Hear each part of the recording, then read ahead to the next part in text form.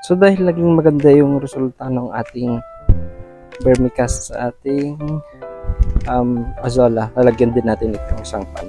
So i-update ko rin kayo kung magiging maganda rin yung kanyang resulta mga kapatid. Yan pa. So na-stack na rin itong ating vermicast na ito. Kaya ganyan yung kanyang kabuo-buo.